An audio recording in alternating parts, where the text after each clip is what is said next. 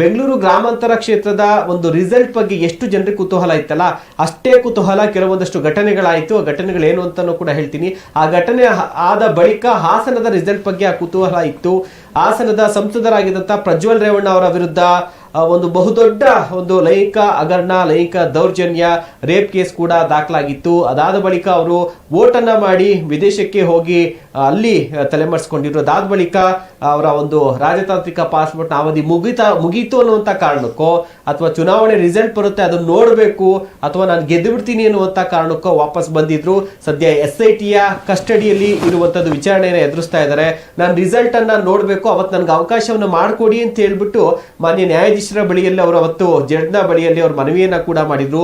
ಬಹುಶಃ ಜಡ್ಜ್ ಅವರು ಕೂಡ ಅದಕ್ಕೆ ಓಕೆ ಮಾಡಿರ್ತಾರೆ. ಆದ್ರೆ ಇವತ್ತು ಈ ರಿಸಲ್ಟ್ ಅನ್ನು ನೋಡ್ತಾ ಇರುವಂತಹ ಪ್ರಜ್ವಲ್ ರೇವಣ್ಣ SIT ಕಚೇರಿಯಲ್ಲಿ ಕೂತ್ಕೊಂಡು ರಿಸಲ್ಟ್ ಅನ್ನು ನೋಡ್ತಾ ಇರುವಂತಹ ಪ್ರಜ್ವಲ್ ರೇವಣ್ಣಗೆ ಬಹುಶಃ ನಾನು ಯಾಕಾದ್ರೂ ಪರ್ಮಿಷನ್ ಕೇಳಿದ್ನೋ ಈ ರೀತಿಯಾದಂತಹ ರಿಸಲ್ಟ್ ನೋಡಕ್ಕ ಅನ್ನುವಂಥ ಒಂದು ದುಃಖ, ದುಮ್ಮಾನ, ಒಂದು ಬೇಸರ ಇದ್ದೇ ಇರುತ್ತೆ. ಆ ರೀತಿಯಾದಂತಹ ಒಂದು ರಿಸಲ್ಟ್ ಅನ್ನ ಇವತ್ತು ಕೊಟ್ಟಿರುವಂತದ್ದು ಹಾಸನ ಮತದಾರ 25 ವರ್ಷಗಳ ಬಳಿಕ JDS ತನ್ನ ಒಂದು ಭದ್ರಕೋಟೆಯನ್ನ ಬಿಟ್ಟು ಕೊಟ್ಟಿದೆ.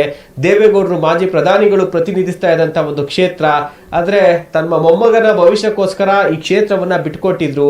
ಆದ್ರೆ ಈ ಎಲ್ಲಾ ಹಗರಣದಿಂದ ತನ್ನ ಭವಿಷ್ಯವನ್ನ ಹಾಳು ಮಾಡ್ಕೊಂಡ್ರಲ್ಲದೆ ಪಕ್ಷದ ಭವಿಷ್ಯವನ್ನ ಕೂಡ ಪ್ರಜ್ವಲ್ ರೇವಣ್ಣ ಹಾಳು ಮಾಡ್ತಾ ಇದ್ದಾರಾ, ಮುಂದಕ್ಕೆ ಅದರ ಎಫೆಕ್ಟ್ ಆಗುತ್ತಾ ಅನ್ನುವಂಥದ್ದು ಈಗ ಚರ್ಚೆಯಲ್ಲಿ ಇರುವಂಥದ್ದು. ಇದ್ರ ಬಗ್ಗೆ ಫಸ್ಟ್ ರಿಯಾಕ್ಟ್ ನಾವು ಕಾಂಗ್ರೆಸ್ನ ವಕ್ತಾರರು ಆದಂಥ KPCCಯ ಸೆಕ್ರೆಟರಿ ಆದಂಥ ಮಿಲನ್ ಸರ್ ಅವ್ರನ್ನ ಕೇಳೋಣ.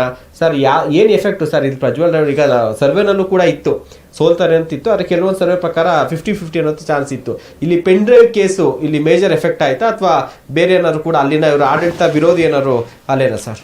ನಾನು ನಿಮ್ನ ಒಂದು ಪ್ರಶ್ನೆ ಕೇಳ್ತೀನಿ, ಅದಕ್ಕೆ ನೀವು ಆನ್ಸರ್ ಮಾಡ್ಬಿಟ್ಟು ನಿಮ್ಮ ಹತ್ರ ಆನ್ಸರ್. ಎಸ್ ಸರ್, ಟ್ರೈ ಮಾಡ್ತೀನಿ ಸರ್. ಇಲ್ಲ ನಿಮ್ದು ಸರಿ, ನಿಮ್ ಚಾನಲ್ ಅಲ್ಲಿ ನಾನು ನೋಡಿದ್ದೀನಿ. ಎಸ್ ಸರ್, ಎಲ್ಲ ಟಿವಿ ಚಾನಲ್ ಅವರು ಸರ್ ಶ್ರೇಯಸ್ ಪಟೇಲ್ ಗೆಲ್ತಾರೆ ಅಂತ ಯಾವ ತಾರೀಕಲ್ಲಿ ನೀವು ಫಸ್ಟ್ ನೀವು ಒಪಿನಿಯನ್ ಪಲ್ಸ್ ಕೊಟ್ರಿ ಸರ್? ಆಕ್ಚುಲಿ ಪೆನ್ ಡ್ರೈವ್ ಬರೋಕ್ಕಿಂತ ಮುಂಚೆನೂ ಇದಿತ್ತು. ಪೆನ್ ಡ್ರೈವ್ ಇಂದಲ್ಲ ಅಷ್ಟೇ, ಕೇಸ್ ಕ್ಲೋಸ್. ಓಕೆ, ನಾನು ಹೇಳಿದ್ದು ನಿಮ್ಗೂ ಗೊತ್ತಿತ್ತು ಪ್ರಜ್ವಲ್ ವಿರುದ್ಧ ಟ್ರೆಂಡ್ ಇತ್ತು. ಶ್ರೇಯಸ್ ಪಟೇಲ್ ಒಬ್ಬ ಭಾರಿ ಉತ್ಸಾಹ ಯುವಕ, ತಂದೆನು ತುಂಬಾ ಚೆನ್ನಾಗಿ ಕೆಲಸ ಮಾಡಿದ್ರು. ಆಮೇಲೆ ಭಾರಿ ಹಂಬಲ್ ಜನ. ಬಾಡಿನ ನಾವು ಅವಾಗ್ಲಿಂದ ಒಂದೇ ಮಾತು ಹೇಳ್ತಾ ಇದ್ವಿ, ನೀವು ಕೆಲಸ ಏನ್ ಮಾಡಿದ್ದೀರಾ ಮಾಡಿಲ್ಲ ಅನ್ನೋದ್ರ ಮೇಲೆ ನೋಡ್ತಾರೆ. ನೀವು ಬಾಡಿ ಲ್ಯಾಂಗ್ವೇಜ್ ಜನನ ಹೆಂಗೆ ನೀವು ಸ್ಪಂದಿಸ್ತೀರಾ ಅನ್ನೋದು ನೋಡ್ತಾರೆ.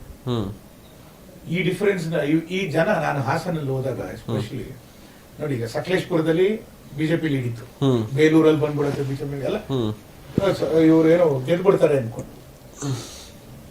ಕರ್ನಾಟಕ ಒಂದೇ ಸ್ಟೇಟ್ ಇಡೀ 40 ವರ್ಷದಿಂದ ಇಡೀ ಇಂಡಿಯಾಲಿ ಅಸೆಂಬ್ಲಿಗೊಂದು ಸೆಂಟ್ರಲ್ಗೊಂದು ಮಾಡ್ತಾ ಇರೋದು. ಅವ್ರಾಗ್ಲೇ ಕ್ಲಿಯರ್ ಕಟ್ ಆಗಿ ಡಿಸೈಡ್ ಮಾಡ್ಬಿಟ್ಟಿದ್ರು. ಇವರು ಶ್ರೇಯಸ್ ಪಟೇಲ್ಗೆ ನಾವು ರೇವಣ್ಣ ಅವ್ರ ಮೇಲೆ ಟಿಕೆಟ್ ಕೊಟ್ಟಿದ್ವಿ. ಎಷ್ಟು ಟೋಟಲ್ ಸೋತರು? ತುಂಬಾ ಕಡಿಮೆ ಓಟಿಂದ 3,000 ಚಿಲ್ಲರೆ, ಹೌದು, ಅರೌಂಡ್ 4,000. ಸೊ ನಮ್ಗೆ ಆಗ್ಲೇ ಇದು ಓಡ ಕುದುರೆ ಅಂತ ಗೊತ್ತಿತ್ತು ಶ್ರೇಯಸ್ ಪಟೇಲ್.